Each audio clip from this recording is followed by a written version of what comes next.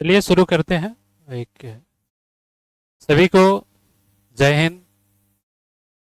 और भारत में पहली बार एमआर क्लासेस जो आप लोग के सामने जनरल कंपटीशन का जो फाउंडेशन बैच लेकर आ रहा है, वो एक अलग उम्मीद के साथ, एक अलग टेक्निक के साथ, और एक स्टूडेंट के जो सबसे खास बात है उस चीज पर ध्यान रखते हुए एमआर क्लासेस आज का दिन में बैच लॉन्च कर रहा है। इसके लिए तो सबसे पहले हम बताना चाहेंगे कि आज का जो स्टूडेंट है सोशल मीडिया की दुनिया में फंस चुका है। सबसे बड़ा प्रॉब्लम है। तो एएमआर क्लासेस का जो प्रयास है, एएमआर क्लासेस का जो कोशिश है, वो है कि अगर हम एक चैप्टर आपको आर्ट्स में कोई या पॉलिटी में एक चैप्टर अगर पढ़ाते हैं, तो आज के डेट में जितने भी ग्रुप डी से लेके रेलवे से लेके एनटीपीसी तक, यहाँ तो बीपीएससी तक 90% क्वेश्चन आपसे बनेंगे। तो सबसे पहले बताना चाहेंगे कि एएमआर का मतलब क्या होता है। एएमआर क्लास का एएमआर रखने का क्या इसका मतलब है, क्या इसका अर्थ है, सबसे पहले उसके बारे में चर्चा करेंगे।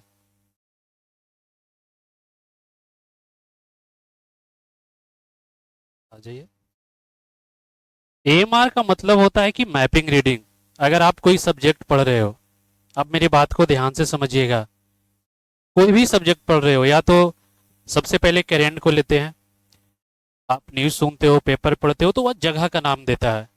अगर आप मैप में या तो कहीं सब्जेक्ट में आप नहीं पढ़े हो, तो वो जो करेंट अफेयर वो आपका अधूरा चला जाता है, फिर दोबारा याद नहीं हो पाता है। अगर हम पॉलिटी पढ़ाते हैं तो जहाँ पे मुझे मैप की ज़रूरत होता है, वहाँ पे मैप के द्वारा ही बताते हैं, ताकि माइंड में चीज़ों को बहुत दिन तक रह सके। दूसरी बात है कि जब आप हिस्ट्री पढ़ते हो, तो जो प्राचीन सभ्यता का जो नाम है, मोहनजोदड़ो, लोथल, धौलाधर, तो ये सब मैपिंग के थ्रू सबसे ज़्यादा दिन तक याद रहता है। तो एएमआर क्लासेस का रखने का मतलब यही है, और जिसका अर्थ हम आपको बताएं। तो सबसे पहले आप लोग से चाहेंगे कि आप एक, जब जनरल कंपटीशन में आए हो तो एक अपने आप को हर एक सब्जेक्ट को ब्रह्मास्त्र तैयार करिए, ताकि कोई भी एग्जाम के लिए आपको ये ना लगे कि मुझे एनटीपीसी का एग्जाम आया तो मुझे अलग टीचर के पास पढ़ना है, बीपीएससी के लिए आया है तो मुझे अलग टीचर के पास पढ़ना है, ग्रुप डी के लिए आया है तो मुझे अलग टीचर के पास पढ़ना है। तो ये कॉन्सेप्ट एमआर क्लासेस लेकर आया है कि अगर हम एक चैप्टर पढ़ाते हैं तो सभी एग्जाम में आपका क्वेश्चन बनेगा, लड़ेगा। और जब मार्केट में आप कोई भी बुक या तो पी वाई क्यू सेट लगाते हैं, तो वहाँ आपको मदद करेगा कि हम तो ये चीज़ पढ़ चुके हैं। तो हमारे एमआर क्लासेस का सभी टीम यहाँ पे मौजूद है, और सभी से बारी बारी से रूबरू कराएंगे। तो सबसे पहले मैं एमआर क्लासेस के बारे में बता दिया, उसके बाद क्या इसका टेक्निक है, पढ़ाने का क्या तरीका है, तौर तरीका है, ये मैंने बता दिया। अब थोड़ा सा पर्सनली सबको जानिए कौन क्या पढ़ाते हैं। मैं आर्ट्स का भी टीचर हूँ और साइंस का भी टीचर हूँ। अगर मैं पॉलिटी में एक चैप्टर आपको पढ़ाया, मान के चलिए कि मैंने प्रस्तावना पढ़ाया, तो आप मार्केट में कोई भी बुक उठा के देखिएगा, यूपीएससी छोड़ के बीपीएससी 99% बनेगा। एक एक क्वेश्चन आपको लेगा, ये तो हम पहले से पढ़ चुके हैं। अभी मार्केट में जितने भी बैनर टंगे हुए हैं, जितने भी अभी एग्जाम है हाल फिलहाल में, बच्चा एक दूसरे के पास इतना कोचिंग में तेजी से जा रहा है, मुझे ये बैच पकड़ना है, वो बैच पकड़ना है। अगर आज हम एक चैप्टर पढ़ाते हैं एक एग्जाम के लिए, फिर अगले एग्जाम के लिए वो चैप्टर क्यों पढ़ना हमको? ये कॉन्सेप्ट है, ये चीज को समझिएगा आप। सबसे बड़ा सवाल ये है कि एक ही चैप्टर को हर एक एग्जाम के लिए अलग अलग क्यों पढ़ना है? हम एक बार ही क्यों अच्छा से ना पढ़े, ताकि मेरे सामने कोई भी एग्जाम आए मुझे सिर्फ रिवीजन करना पड़े। तो मेरा प्रयास ये रहेगा कि जो चैप्टर, जो सब्जेक्ट हम पढ़ाएंगे, इंडिया का सभी एग्जाम 99% बनेगा क्वेश्चन। कुछ वैसे क्वेश्चन है जो नहीं बन पाते हैं, कुछ घुमा कर पूछता है। उसको करना क्या है कि जब आप सेट मारे जाओगे, तो जब पीछे थोड़ा सा स्पेस छोड़ना है, वहां पे आप ऐड कर लो। अगर आप एसआई का सेट मारते हो, दरोगा ये बीपीएससी का सेट मारते हो, तो कुछ कुछ क्वेश्चन की थोड़ा सा घुमाया हुआ रहता है, उसको आप पीछे ऐड कर लो। तो और हमारे साथ मैथ के भी टीचर हैं और जीएस के भी टीचर हैं, रीजनिंग के भी टीचर हैं। तो अब मैथ के टीचर से आप लोग के मिलाना चाहेंगे, क्या उनका पढ़ाने का तरीका है, क्या उनका टेक्निक है। तो निशु सर से।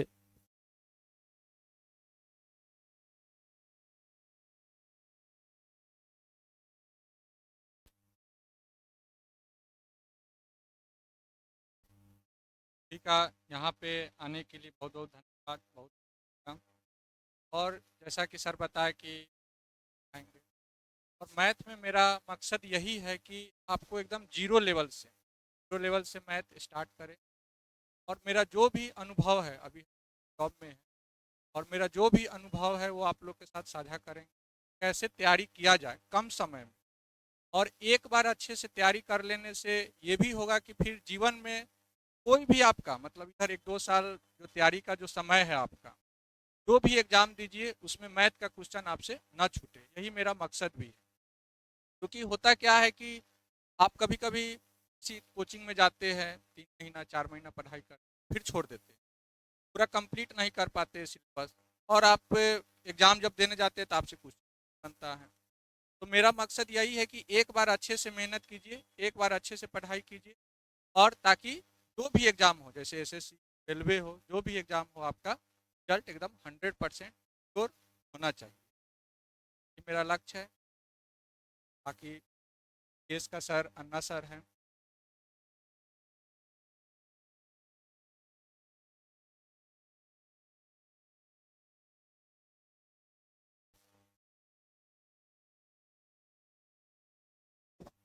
बात सर।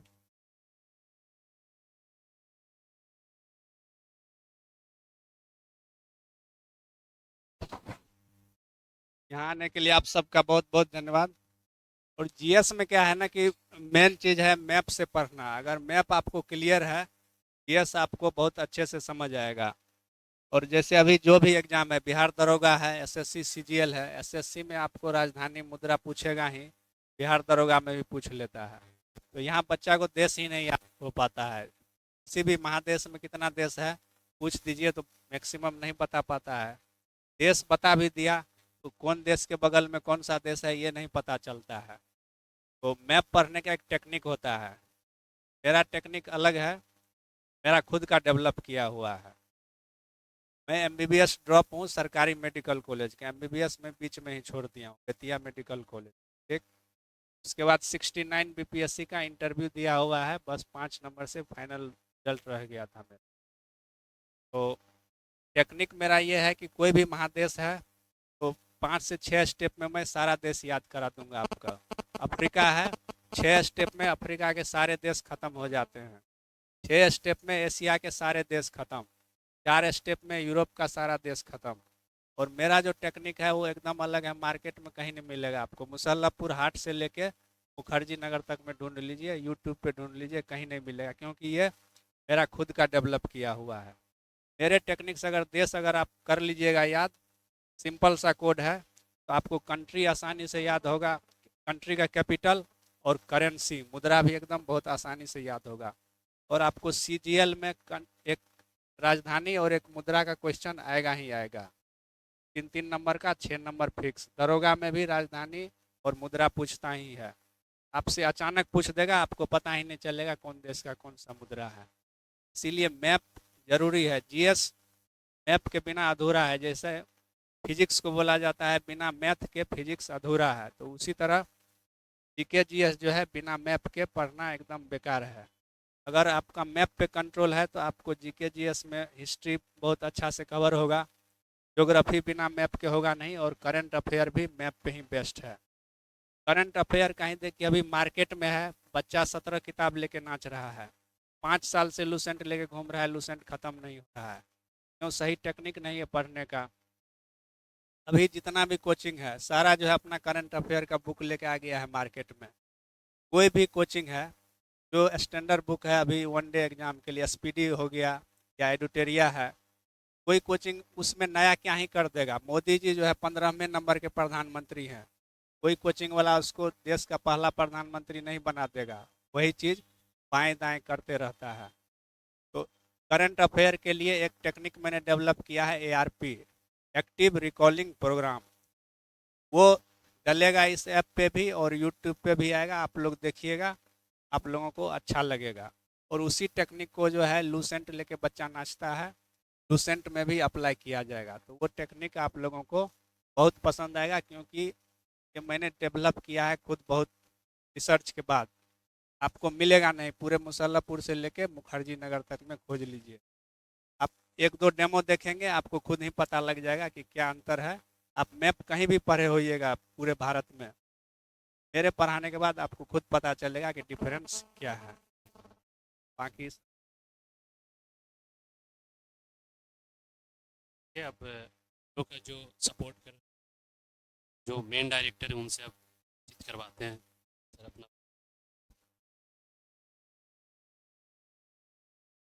सबसे पहले आप लोग का बहुत बहुत धन्यवाद बात हो रहा है कि अभी हम ना कोई बकता है ना कुछ है। पहला बात देखिए ध्यान से, हम भी पटना आए थे बहुत आप लोग का सबसे तैयारी करने के लिए, हमने तैयारी किया, हमको नौकरी लगा ग्रुप डी का नहीं किए, फिर सिविल कोर्ट चपरासी का लगा। अभी देखते हैं आप लोग प्यून का एग्जाम होता है, पहले एग्जाम नहीं होता था, पहले सिर्फ इंटरव्यू होता था। तो यानी कि शुरू से ही हम बोल के आए थे, घर से ही बोल के आए थे कि हमको अच्छा जॉब करना है, ग्रुप डी नहीं करना है। लेकिन अब समझ में आया कि नहीं, जॉब आप लोग के वास्तव में सही में अगर देखा जाए तो जॉब बहुत जरूरी है आप लोग के लिए। क्योंकि गांव में जाते हैं तो जॉब की अहमियत, और आप लाख रुपया कमाइए उससे कोई फर्क नहीं पड़ता है। इसीलिए कहते हैं जॉब के लोगों को देखने का नजरिया ही हो जाता है, चाहे ग्रुप डी में कीजिए या किसी में कीजिए। तो हम यही कहेंगे, देखिए कोई का तरीका कुछ भी हो, लेकिन हम अपना मुंह से अगर वक्ता ज्यादा कहेंगे तो आप लोग कहेंगे कि नहीं ये फेंक रहे हैं। तो हम देखिए मेरे यहाँ बहुत बड़े बड़े टीचर पढ़ाए हैं, विद्वान विद्वान टीचर पढ़ाए हैं, इसमें नो डाउट, पर हम भी पढ़ाते थे। लेकिन देखिए कोई भी वर्क करिए, पढ़िए जबरदस्त तरीके से, एकदम कोई आपको रोकने वाला नहीं है। लेकिन एक बात, जो आपको आए वही काम कीजिए। हम कोचिंग में आके तो गलती तो किए ही किए थे, लेकिन नौकरी कर लेना चाहिए था, नौकरी अच्छी चीज होती है। नौकरी करने के बाद ये सब करे तो हमको बहुत अच्छा होता है। घर से तैसे मार के भगा दिया, नौकरी नहीं करते घर से छोड़ के भागो यहाँ से, घर छोड़ के भागे। सबसे पहले छोड़ा था अपना कोचिंग किए, पहले कंप्यूटर पढ़ाते थे। तो हमारा एक बोर्ड में देखिएगा, फी कभी ज्यादा हम लेते नहीं है, कभी कोई चीज में भी हो, फी कभी ज्यादा हम नहीं लेंगे, फी सबसे नॉर्मल। अब पहला बात, लाइब्रेरी हो चाहे कोचिंग हो चाहे स्कूल हो, कोई भी चीज हो, सबसे फी नॉर्मल। तो उस समय आप लोग जानते हैं एक भिकना बाड़ी में कंप्यूटर कोचिंग था, उस समय में कंप्यूटर ही पढ़ाते थे। कंप्यूटर आप ही जिसे बात बात में हुआ, एक लड़का से पूछे जिससे वो लड़का कंप्यूटर सीखा हुआ था, उस समय हम लोग 11th से पढ़ते थे। उससे हम पूछते कि भैया कौन ये तुम्हारा, मेरा पहचान का अच्छा खासा कंप्यूटर नॉलेज वाला था, उससे पूछ दिया कि एक्सेल में का क्या तुम्हारा प्रॉब्लम हो गया है। ये बोला तुमको समझ में आएगा एक्सेल क्या होता है क्या नहीं होता है, पहले फालतू पूछ रहा है। वही हमको चीड़ बड़ा, यानी कि 11th कंप्लीट के साथ पहले पटना में कंप्यूटर हमको पढ़ना है, वही से कंप्यूटर पढ़ा और पढ़ाना चालू किया, जिसे पकड़ा पढ़ाना चालू किए। हमको एक जीत सवार हो गया कि अब हमको कंप्यूटर ही पढ़ाना है और पढ़ना है। लेकिन वहां देखिए रास्ता यहाँ से नहीं खुलने वाला है, तब हम लोग कंपटीशन में आए। तो वहाँ मेरे साथ बहुत बड़े बड़े टीचर जुड़े, नौकरी भी लगा, लेकिन फिर नौकरी नहीं की तो घर वाला बोला कि नौकरी नहीं करेगा तो तुम घर छोड़ के निकल जाओ, हमको कोई दिक्कत नहीं है, हमको नौकरी भी करना ही नहीं है। लेकिन हम लोग को नहीं मिला, तो अब हम लोग तब कोई रहती है नहीं, लेकिन फिर भी अपना जो भी है अच्छा है, काम अच्छा भी कमाते, ऐसा बात नहीं है। पटना में तो जमीन भी ले लिए, लेकिन एक देखने का नजरिया जो हम लोग होता है ना, गाँव जाते तो कितनों कमाते लेकिन उतना वैल्यू नहीं होता, लेकिन गाँव के आता है अरे अल्लाह कली का नौकरी करता है। इसलिए कि सबसे पहले नौकरी नौकरी के चक्कर आप लोग नौकरी लीजिए। हाँ अगर कोई वर्क करना तो करिए, लेकिन नौकरी के बाद कीजिएगा तो आप लोग के लिए बहुत बेनिफिट होगा। देखिए हम तो पढ़ाएंगे पढ़ाएंगे, देखिए शुरू में ही पढ़ाते थे, जब अपने से नहीं पढ़ाते तब कोचिंग नहीं खोलते। लेकिन क्या पता माइंड में क्या आया क्या नहीं है, डायरेक्टरी करने के मूड में हम लोग थोड़ा सा बर्बाद होते चले गए। इसलिए आप लोग भी काम कीजिए, तो डायरेक्टरी वाला काम मत कीजिए। यानी कि देखिए कभी भी एक इतिहास उलट देख लीजिए तो एक्टर चमकता है, डायरेक्टर कभी नहीं चमकता है, ठीक है। एक्टर चमकता है तो आप लोग एक्टर बनिए, डायरेक्टर मत बनिए। जब भी बनिए तो एक्टर, डायरेक्टर के चक्कर मत पड़िए। क्योंकि देखिए अगर आप पूछेंगे बताइए डायरेक्टर कौन है तो कोई नहीं बताएगा। देखिए पटना में बड़ा बड़ा डायरेक्टर धाराशायी हो गया, ठीक है, लेकिन एक्टर देखिए सब चमक रहा है। इसीलिए आप लोग एक्टर बना, डायरेक्टर नहीं बनना है, भूल से भी डायरेक्टर नहीं बनना है। एक्टर बनिए, चमकिए और नौकरी के पीछे जी जान लगा दीजिए। अब जब इन्हीं का सर रीजनिंग पढ़ाएंगे, रीजनिंग पहले पढ़ाते भी थे, लेकिन बीच में हम छोड़ देते नहीं। अब बड़े बड़े टीचर आ गए, मेरे पास छुट्टी ही नहीं मिलता था, तो हम सोचे कि चलो हटाओ अपना नहीं पढ़ाते हैं। लेकिन डायरेक्टरी चक्कर में आज हम, एक्टर कहाँ गया, एक्टर का पूरा वर्ल्ड पहचानता है, नहीं पहचानता है, कुछ छात्र जानते होंगे, लेकिन डायरेक्टर कहाँ वहीं वहीं रह गया। इसीलिए डायरेक्टर नहीं पढ़ा। देखिए नवीन सर भी देखिए आज वही के वही है, लेकिन उनके यहाँ के देखिए इसके जाकर कितना कमाते, एक्टर है। इसीलिए कहेंगे आप लोग एक्टर बनिए। नौकरी सबसे पहले आप लोग का प्राथमिकता रखिए नौकरी के लिए। नौकरी जिससे आप लोग होगा ना, तो गाँव वाला देखने का नजरिया ही चेंज हो जाएगा। आप लोग पहले नौकरी लीजिए। हम ही सोचते हैं कि सिविल कोर्ट में हम नौकरी कर लिए होते, जानते हैं कि एकदम गजब का पैसा। एक बाजार समिति का मेरा दोस्त था, फ्रेंड था, वो कर लिया बाजार समिति में, इतना पैसा कमाया, जानबे करते कि कुछ तो उसमें चलता ही चलता है, ना का सवाल ही नहीं होता है। हर 2 महीना पर गाड़ी बदलता था। हम नहीं किए कि चपरासी की नौकरी करेंगे, लेकिन नौकरी हमको करना चाहिए था। वो करते रहता, होता था बड़ा लग जाता, उससे तैयारी करते रह जाते। लेकिन इसमें थोड़ा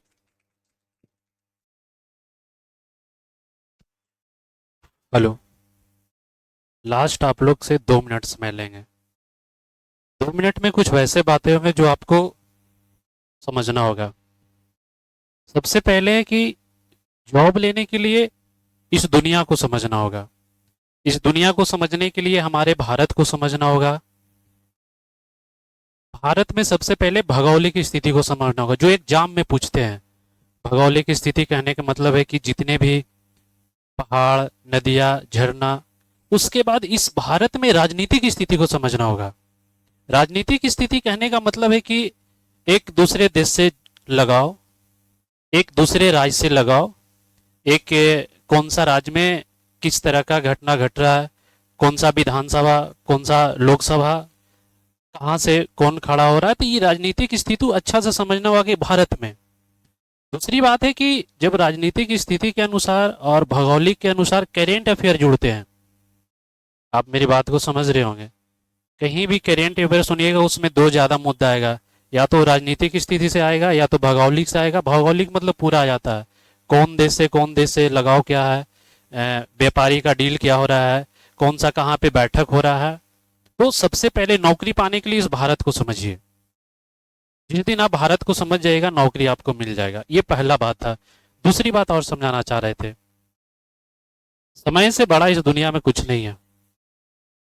समय कभी भी व्यर्थ ना करिएगा, कभी भी नहीं। अगर आपको कोई दोस्त कहता है इधर चलिए, कोई फैमिली कहता है मेरे घर शादी है, वही फैमिली 2 साल के बाद जाएगा, आपको पूछेगा नहीं कि आप यहाँ आए या नहीं आए। मेरे साथ घटना घटा है, कल वहाँ थे, आज हम यहाँ आए। कहीं मेडिकल में छटे, कहीं मेरिट में छटे। जब जॉब नहीं लगा तो आज टीचर लाइन में आए, बीएड कर रहे हैं, अब प्रोफेशनल टीचर को बनाए। तो सबको जब तक मैंने मदद किया, सब खुश, सब खुश। और जब मदद करना छोड़ दिया तो सब नाराज। तो दुनिया को समझिए। जिस दिन आप दुनिया को समझ जाइएगा, आप नौकरी आपका 100% फिक्स है। दूसरी बात है कि जो सिलेबस है, मैथ हो, रीजनिंग हो, ज्योग्राफी हो, हिस्ट्री हो, अपना एक नोट्स बनाइए बहुत अच्छे से। हर एक किताब को रखिए, एक बार नोट्स बनाइए। 6 महीना, हमको लगता है 6 महीना से ज़्यादा नहीं लगेगा। मैं अपने नोट्स को बनाया हूँ, और जब मार्केट में जाता हूँ तो कोई भी बुक पलटता हूँ तो लगता है ये तो मुझे पढ़ा हुआ है, इस बुक को लेने के क्या मतलब है हमको।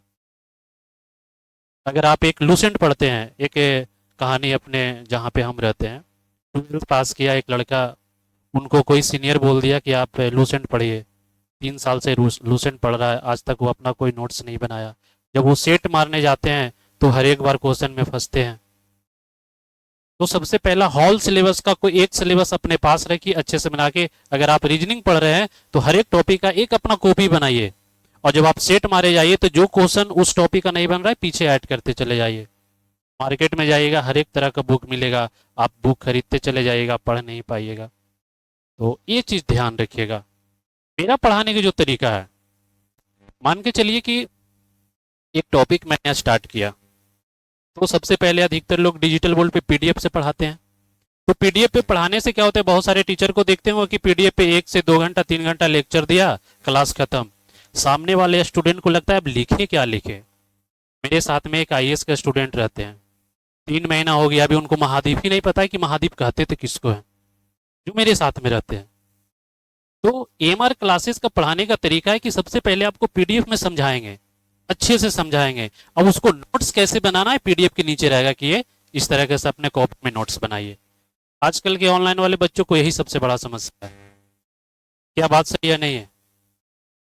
कोई भी टीचर आते हैं, 2-3 घंटा लेक्चर देते हैं, चले जाते हैं, सामने वाले को पता भी नहीं चलता है कि अब लिखे तो कैसे लिखे हम।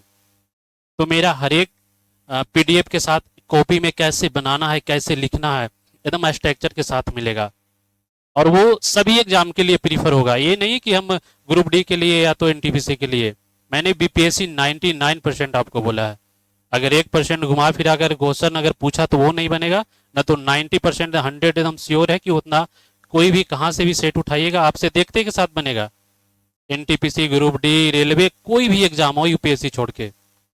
तो एएमआर क्लासेस का जो पढ़ाने का तरीका है, जो थीम है, इसी बेसिस पे लाए हैं कि आखिर एक चैप्टर को हर एक एग्जाम के लिए बार बार क्यों पढ़ाएं एक ही स्टूडेंट को। मान के चलिए कि आप मेरे पास एक स्टूडेंट आते हैं, आज मैंने फिर हिस्ट्री का एक चैप्टर पढ़ाया, कल आइएगा एनटीपीसी के लिए फिर आपको वही चैप्टर पढ़ाएंगे, फिर आइएगा बीपीएससी के लिए वही चैप्टर पढ़ाएंगे। इसलिए कहीं भी पढ़िए एक चैप्टर अच्छा से पढ़िए, एक सब्जेक्ट अच्छा से पढ़िए, और अपने पास नोट्स जरूर बनाइए, अपना नोट्स। समय व्यर्थ ना करिएगा कभी भी नहीं। हम अपने एक्सपीरियंस बता रहा हूँ, दुनिया में सबसे बड़ा बलवान है तो समय है। मेरा जो जूनियर जो आज जॉब में है, छोटा मोटा जॉब में, ग्रुप डी, लेकिन जब हम उसके सामने जाते हैं तो वैल्यू सब उसी को देता है, चाहे उसके पास नॉलेज हो या ना हो। आज हम पूरे भारत को पढ़ाने का क्षमता रखते हैं। इसका मतलब समझ सकते हैं कि एक्सपीरियंस होकर यहाँ तक आए हैं। पढ़ाने का तरीका कैसे है, बच्चों को कैसे समझाना है, सब कुछ तोड़ तोड़ कर एक एक चीज को मैंने डिस्क्राइब किया है। तो समय को ध्यान में रखते हुए और अपने नोट्स को, जो भी आपके पास नोट्स है, अच्छे से बना के रखिएगा। पहले 6 महीना हम कहेंगे कि गायब हो जाइएगा, अपना नोट्स तैयार कर लीजिएगा सब सब्जेक्ट का, फिर मार्केट में आइए ना, आपसे आगे कोई नहीं जाएगा, कोई नहीं। कोई पर्सनल लूसेंट, कोई पर्सनल स्पीडी जब कभी भी उठा के देखिएगा तो आपको लगेगा ये तो ऑलरेडी मुझे पढ़ा हुआ है, इसको पढ़ने की क्या ज़रूरत है। तो समय को ध्यान में रखिएगा, और सबसे बड़ा समय है बलवान, तो इस चीज़ को कहेंगे। जय हिंद, जय भारत। और 2 मिनट रुकिएगा, कुछ आप लोग के लिए व्यवस्था किया गया है, कुछ मुंह मीठा करते जाइएगा।